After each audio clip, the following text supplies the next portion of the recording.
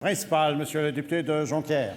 Oui, Monsieur le Président, la Commission des droits de la personne et de la jeunesse vient de remettre un rapport accablant sur la gestion de la direction de la protection de la jeunesse du Saguenay-Lac-Saint-Jean à la suite du décès en juin 2016 d'un enfant de 22 mois. Son dossier avait été mis en attente pendant 23 jours, Monsieur le Président, 23 jours par la DPJ à la suite d'un premier signalement. Le rapport de la Commission fait état de difficultés dans l'interprétation de la loi de la protection de la jeunesse, manque de formation du personnel, tenue de dossiers déficiente, manque de cohérence dans les interventions auprès des jeunes et de nombreuses autres carences qui sont carrément inacceptables. Le rapport énonce 23 recommandations adressées à la ministre déléguée à la protection de la jeunesse, au CIUS et à la DPJ. C'est la ministre elle-même qui a commandé ce rapport. Va-t-elle proposer un échéancier clair de mise en œuvre des recommandations auprès de la DPJ et du CIUS du Saguenay-Lac-Saint-Jean? Madame la ministre déléguée à la réhabilitation. Alors, Monsieur le Président, le député a tout à fait raison. Nous avons eu un rapport qui... En fait, c'est le deuxième rapport que j'avais commandé parce que, suite au décès du jeune enfant, j'étais comme troublée de voir ce qui s'est déroulé là, et j'ai demandé à ce qu'il y ait enquête pour qu'on sache exactement, qu'on fasse la lumière sur la situation, mais aussi sur tout le procédé. Donc, le deuxième rapport est tombé et effectivement, ce n'est pas un rapport qui nous démontre que tout va bien.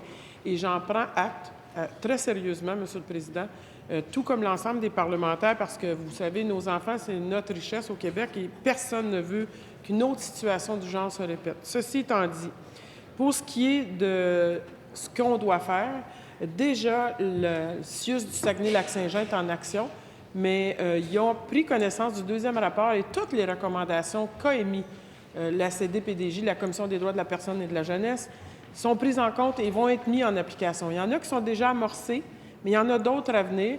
Et il y a des échéanciers, effectivement, qui nous sont recommandés d'ailleurs par la CDPDJ. Je vous avise que la Commission va retourner en septembre 2018 pour examiner si l'ensemble de... Première complémentaire, Monsieur le député de Jonquière. Oui, Monsieur le Président, je ne comprends pas la logique de la ministre. Il y a eu, je le rappelle, la mort d'un enfant.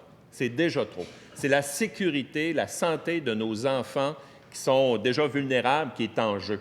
Alors, c'est elle qui a commandé le rapport. Elle ne peut pas laisser l'institution, qui est elle-même pointée du doigt, s'auto-réguler sans avoir une surveillance externe. Est-ce qu'elle va fixer elle-même un échéancier aux institutions de santé et à la DPJ du Saguenay-Lac-Saint-Jean?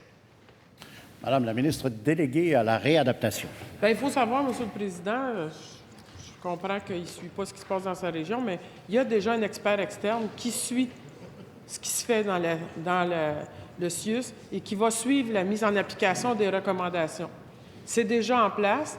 Ils ont déjà des discussions avec cette personne-là et cette personne-là, de l'externe, va s'assurer que les recommandations qui ont été émises, qui concernent le CIUS, vont être mises en place. Maintenant, pour ce qui concerne les recommandations adressées à la ministre, soyez assurés, Monsieur le Président, parce qu'il y a des raisons, le député. Il ne faut plus jamais que ça arrive au Québec. L'ensemble des parlementaires, les 125 que nous sommes, ne voulons pas voir des situations comme ça, Monsieur le Président. C'est vraiment, vraiment troublant d'avoir vu ce qu'on a vu. Deuxième complémentaire, Monsieur le député de Saint-Jean.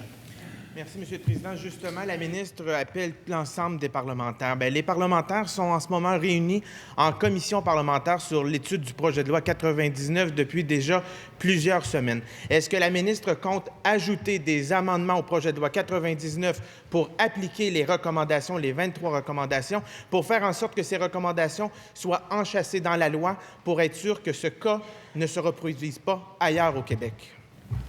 Madame la ministre déléguée à la réadaptation. Je remercie le député de Saint-Jean pour sa question. On a une excellente collaboration en commission et je tiens à le souligner parce qu'on avance dans ce projet de loi-là qui vise à protéger notre jeunesse au Québec. Et vous savez quoi, Monsieur le Président? Ce dont il me parle ne doit pas être inscrit dans la loi parce que si ça devait l'être, ce serait déjà là.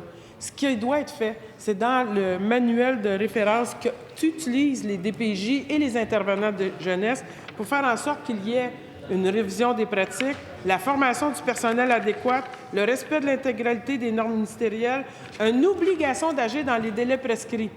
C'est déjà dans la loi, ça, il le sait. Là, ce qu'il faut faire, c'est s'assurer que tout ça est correctement mis en application et sous la vérification d'un expert externe.